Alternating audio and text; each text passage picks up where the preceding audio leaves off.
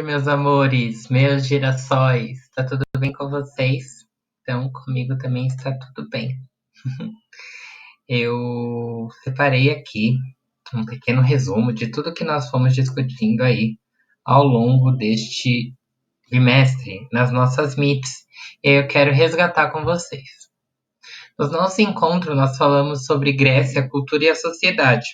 Falamos que a Grécia é um conjunto de cidades-estados gregas que são autônomas politicamente. Significa dizer que, mesmo tendo costumes comuns como a língua e a religião, a sua forma de governo e estilo de vida era separado.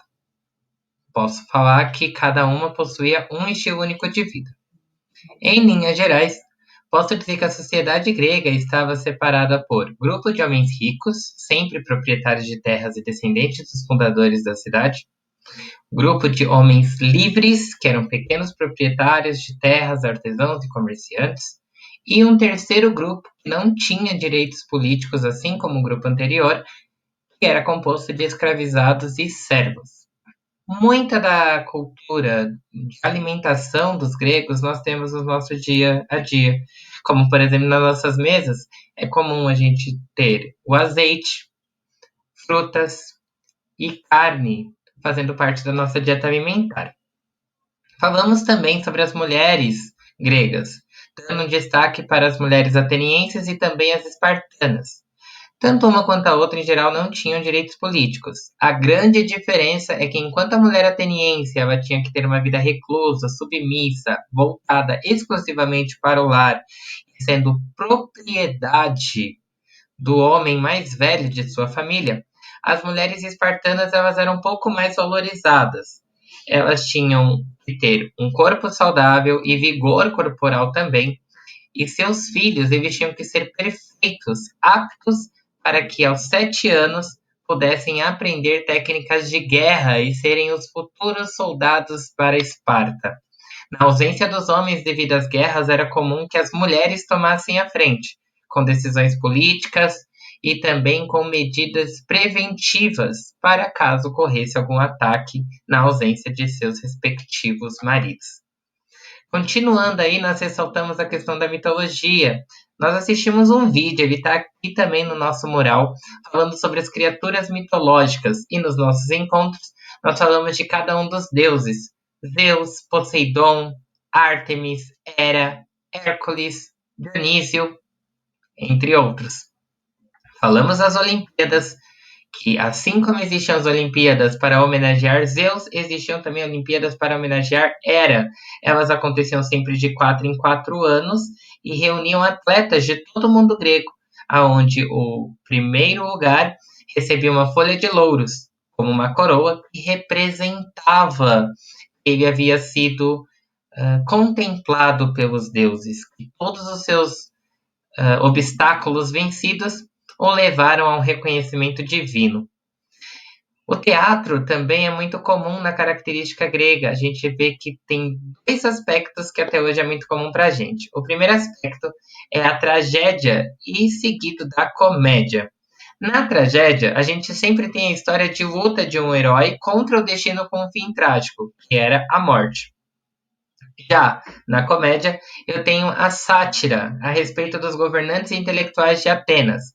Era a crítica bem construída acerca de uma política adotada, acerca de uma atitude tomada por algum líder dessa cidade-estado, podendo ser Atenas ou Esparta, por exemplo. Hoje, eu quero falar com vocês um assunto maior aí, que é a questão da filosofia, da ciência e da arte. A filosofia, por mais que a gente não tenha ainda essa matéria, é muito comum nós exercermos o pensamento filosófico. Que pensamento é esse? Por que as coisas são assim? Ou poderia ser melhor, né? E se eu fosse? Se eu fizesse? Ou eu fiz tal coisa, não foi muito legal. Eu preciso repensar minhas atitudes.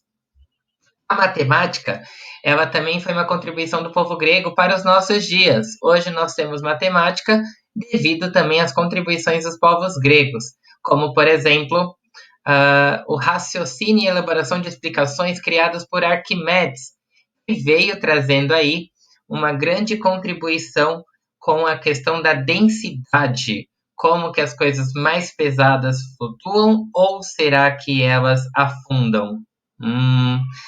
Arquimedes nos mostra que as coisas mais pesadas elas tendem a ficar no fundo e as coisas mais leves elas tendem a ficar na superfície devido à temperatura da água. Curioso isso, né? Continuando aí, nós temos o pai da medicina, que é Hipócrates. Ele sempre alegou mente sã, corpo são.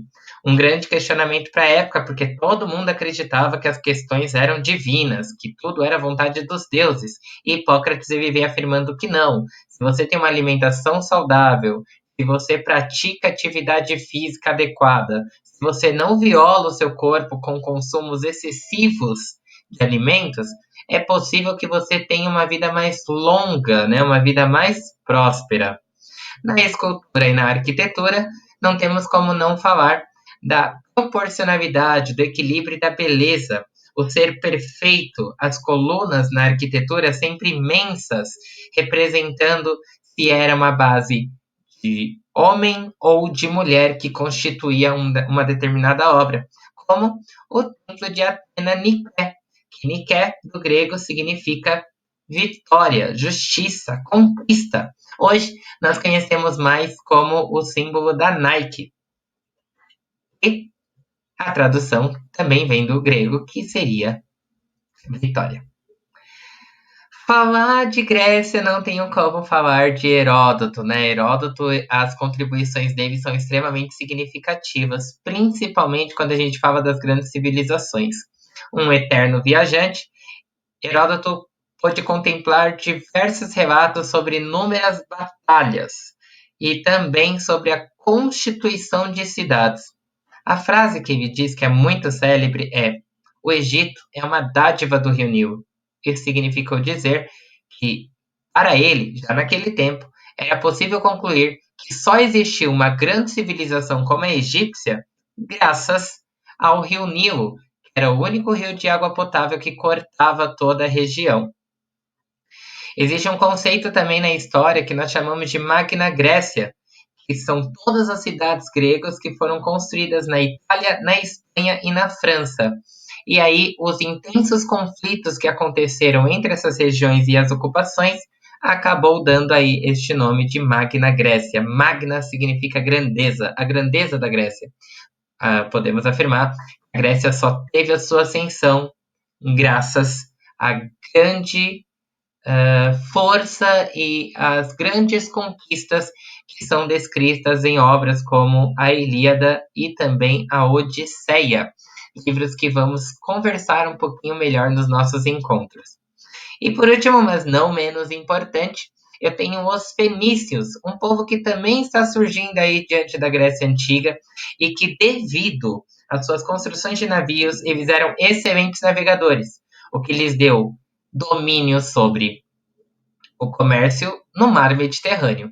Eles estabeleceram colônias no norte da África, na Ásia e na Península Ibérica.